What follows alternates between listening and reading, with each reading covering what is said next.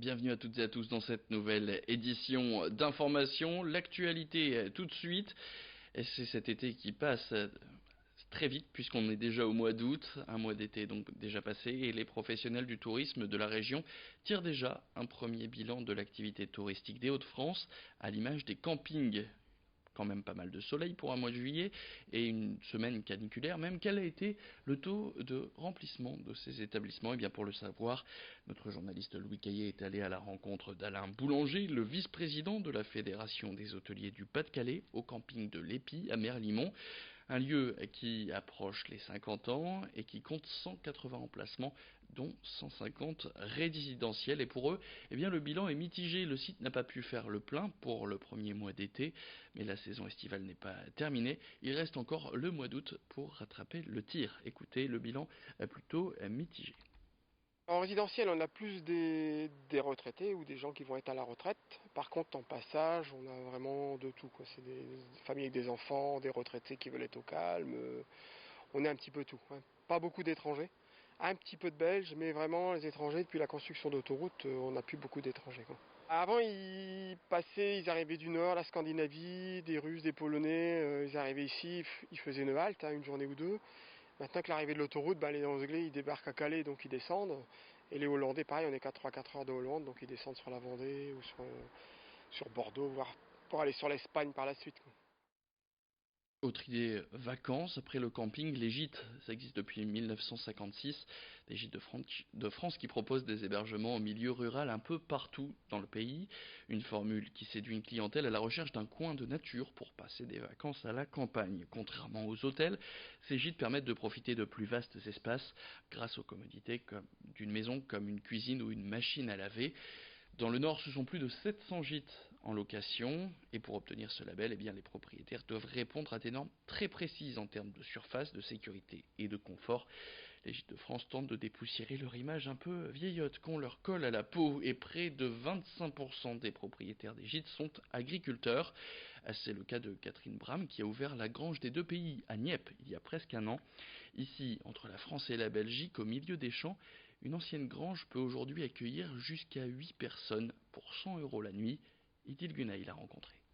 En fait, c'était une vieille grange que l'on ne pouvait plus exploiter pour notre ferme.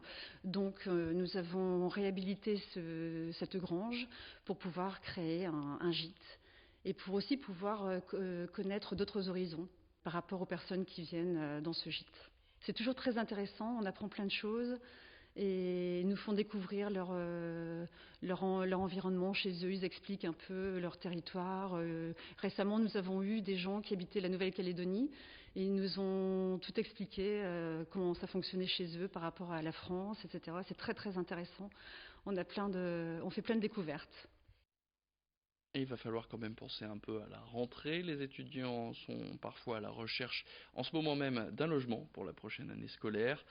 Une fois le choix arrêté, il arrive que le site soit meublé ou alors qu'il soit vide, et dans ce cas, ce n'est pas forcément évident de pouvoir trouver des meubles avec un budget restreint. Il existe évidemment plusieurs solutions bon plan comme les ressourceries, des magasins de récupération ou encore du troc. Et il est aussi possible de trouver et d'acheter des meubles chez Emmaüs. Dans certains points en France, à l'approche de la rentrée, les étudiants s'y voient offrir une réduction de 50% sur le prix des meubles ou de la vaisselle qu'ils viennent acheter. Alors à Nieppe, par exemple, les compagnons ne peuvent pas faire cette réduction, mais font preuve d'accompagnement pour les étudiants. En cas de faibles moyens, ils peuvent s'arranger pour quand même trouver une manière de faire baisser le prix. Les explications d'Alain Azari, adjoint responsable de la communauté Emmaüs Nieppe, c'est au micro de Lucille Berthe-Constant. Il faut quand même valoriser les gens qui ont envie d'avancer dans la vie, c'est-à-dire étudier pour pouvoir mieux vivre ou travailler plus tard. Tout simplement, on sait très bien que le démarrage chaque fois c'est super compliqué, c'est super dur, surtout qu'on n'a pas de moyens. Donc dans ce cas-là, on essaie toujours les accompagner et trouver une solution. On passe maintenant à cette idée sortie pour les vacances, avant de terminer cette édition. Idée sortie qui s'adresse à tous les fans de Fort Boyard.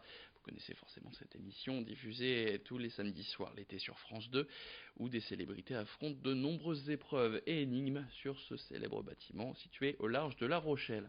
Eh bien, à l'Équin, Prison Island fonctionne sur le même principe. Avec des petits groupes de 3 ou 4 personnes, eh bien vous faites face à de nombreuses cellules avec à l'intérieur des épreuves tantôt physiques, des énigmes ou des épreuves où il faudra faire preuve de cohésion d'équipe. Vous naviguez entre les pièces au rythme que vous le souhaitez. Chaque épreuve réussie rapporte un nombre de points calculés à la fin. C'est donc pas un escape game comme on en voit de plus en plus, mais un jeu d'aventure dont le concept a été importé de Suède par Fabien Després et Christelle Boucher. Une idée sortie pour toute la famille dès 8 ans, comptez 18 € par personne pour une heure d'activité. Idil Gunay. Vous entrez dans Prison Island, il y a plus de 20 cellules différentes chez nous à affronter. Donc on fait des équipes de 3-4 personnes, vous rentrez dans le jeu et là ensuite c'est à vous d'aller de cellule en cellule pour marquer un maximum de points tout simplement. Donc on a des cellules qui sont physiques, intellectuelles, d'adresse, d'équilibre ou un mélange de tout ça. Et l'idée c'est vraiment de travailler en équipe pour réussir au mieux chaque épreuve et finir tout en haut du classement de la journée. On a eu 1935 sur 2150 en 2 heures, si je dis pas de bêtises. Mais si vous faites déjà plus de 1000 points, vous serez déjà dans vraiment les 10% des meilleures équipes. Ce sera déjà une performance assez exceptionnelle. En 1h30, on a entre 5 et 600 points en moyenne, avec, voilà, je vous dis 10% des équipes qui font plus de 1000 points. On passe maintenant à ces images de l'exploit réalisé ce week-end par Frankie Zapata. 110 ans après Louis Blériot qui avait relié la France à l'Angleterre par avion, et 10 jours après sa première tentative et être tombé à l'eau lors de son ravitaillement, l'homme volant a réussi à relier donc les deux pays avec son flyboard. Il a parcouru 35 km en 22 minutes. L'homme volant qui a annoncé s'être lancé un nouveau défi, celui de construire une voiture volante. Mais avant ça, il va prendre des vacances bien méritées. L'actualité, c'est aussi le corps sans vie d'un homme retrouvé ce lundi matin sur la plage d'Équien. D'après les premières constatations des forces de l'ordre, il s'agirait d'un trentenaire seulement vêtu d'un short dont le corps aurait été rejeté par la mer, mais qui n'aurait pas séjourné longtemps dans l'eau. Une enquête a été ouverte, elle est menée par la brigade de gendarmerie de Neuchâtel-Ardelot. C'est la fin de cette édition, merci à toutes et à tous de l'avoir suivi. Tout de suite la météo et le retour de l'actu, c'est dans le prochain quart d'heure.